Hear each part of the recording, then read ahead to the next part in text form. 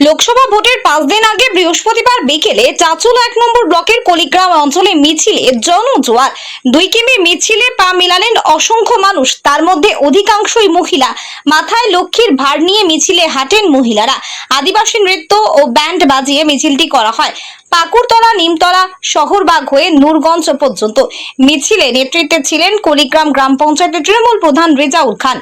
মিছিলে হাঁটেন শিলিগুড়ি পুর নিগমের মেয়র গৌতম দেব, ইটাহারের বিধায়ক তথা রাজ্য তৃণমূলের সংখ্যালঘু সেলের সভাপতি মোশাররফ হোসেন, রাজ্যসভা সাংসদ মৌসম নূর, সহকারী সভাধিপতি রফিকুল হোসেন এবং চাঁচলের বিধায়ক নিহার রঞ্জন ঘোষ সহ অন্যান্যরা। নেতৃত্বদের দাবি, এবার তারা কলিগ্রাম অঞ্চলের প্রতিটি বুথ থেকে লিড দেবেন। মিছিল শেষে নূরগঞ্জ মাঠে একটি সভা করা হয়, সেখানে বিজেপি ও কংগ্রেসকে আক্রমণ শানায় তৃণমূল নেতারা। Bureau report, Hind news. খুব পজিটিভ, আমরা খুব আশাবাদী। লাস্ট টাইম হয়তো আমরা জিততে পারিনি, এবার নিশ্চয়ই দুটো সিটি আমরা জিতবো। প্রত্যেকটা জায়গায় আমাদের খুব ভালো মিছিল হচ্ছে, মানুষের খুব ভালো সাড়া, সবাই শুনতে আসছে। আমরা খুব আশাবাদী আমরা জিতবো। কংগ্রেস কি ফ্যাক্টর হবে উত্তর মালদায়? দেখুন, আমি কংগ্রেস অন্য দলের কথা বলে তাদেরকে হাইলাইট করতে চাই।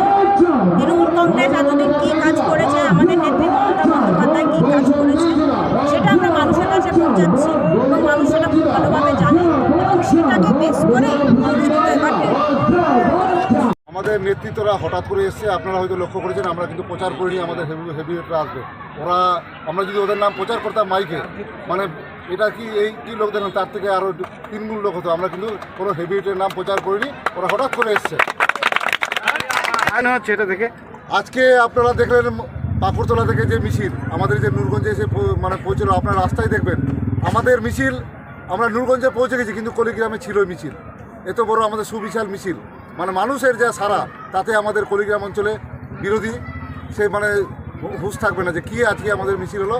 আমাদের ব্যাপক লিড থাকবে কলিগ্রাম অঞ্চলে তৃণমূল। বলছি আপনারা জোটের পরিস্থিতি আপনারা কিছুদিন আগে আপনারা দেখবেন এই নূরগঞ্জ মাঠে ওরা মানে একটা জনসভা করেছিল, মাইকিংয়ে প্রচার করে। থেকে ওদের বহরমপুর থেকে প্রাক্তন এমএলএ এসেছিল, প্রচার করেছিল।